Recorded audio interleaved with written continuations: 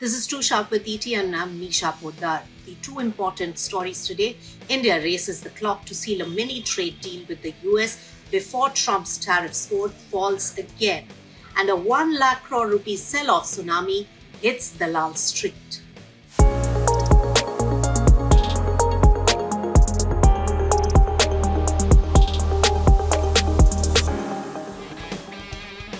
US President Donald Trump says that a very big deal with India is coming. But the question is, will India really get a fair deal for itself? With just days to go before the 9th July deadline, well, the Indian negotiators are in Washington trying to avert the return of Trump's 26% country-specific tariffs, temporarily, remember, suspended since April this year.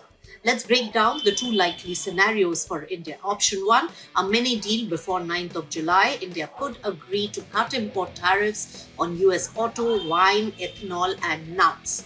Allow limited agri access via quotas while protecting dairy and grains. Commit to big ticket purchases like Boeing jets, LNG and nuclear tech. In exchange, remember, the US may hold off on the steep 26% tariff but won't lower its own tariffs. Option 2. No deal, no concessions. India holds the line on protecting its farmers, blocking GM crops, preserving food security and pricing systems. If these talks fail, Trump may not immediately respond with the 26% levy, but the uncertainty will return for the economy. Bottom line, trade experts warn against a one-sided deal. The Global Trade Research Initiative also states that India must protect its digital ecosystem on one hand, the interests of its farmers, and also, remember, its sovereign policy space. Meanwhile, China has moved ahead and first. Beijing confirmed a trade framework with the US, fast-tracking the rare earth exports, remember, which is crucial for the electric vehicles, and defense in return for the US easing restrictions. Now, the message is very clear. Trump is ready to deal fast if the terms suit him. The question is, can India get a better deal?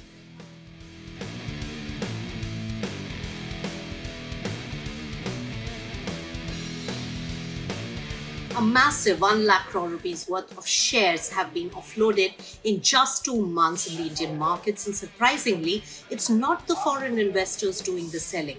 This time, it is the promoters, private equity and venture capital community and funds, and strategic investors trimming their stake, just as Sensex and Nifty aim for the record highs. Here's the breakdown of those numbers. So promoters sold 61,000 crore worth of shares. PE/VC exits total about 28,000 crore rupees. And the big block deals, including, remember, the large share sale in Asian Paints by Reliance Industries worth close to 10,000 crore rupees. It's a big figure. Major names like Rakesh Gangwal's 11,560 crore rupees offloaded in Interglobe, BAT's 12,900 crores ITC, Singtel's 12,880 crores Airtel. Plus exits in Vishal Mega Mart, also Bajaj Finserv, PB Fintech, Coforge, Delivery and many others. So the big question, is there a red flag? Not necessarily, because SBI Securities says that stocks that have seen such exits may see short-term upside limits, especially because the institutional investors have really absorbed the float.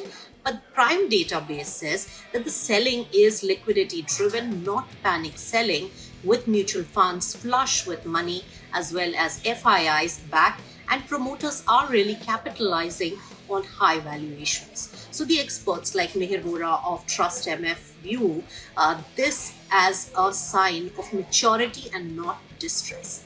Many exits are strategic for optimization, liquidity, or even reinvestment for strategic reasons and not signaling that fundamentals are weak. So exits pair with slipping earnings, pledged shares unwind, or even promoters losing control are the ones which are called the red flags. So the good news, the domestic institutions are absorbing the selling well, supporting price discovery and also market depth.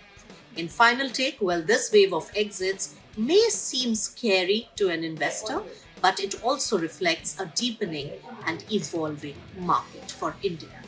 Still, for the rally to sustain, fresh demand must really keep pace with supply.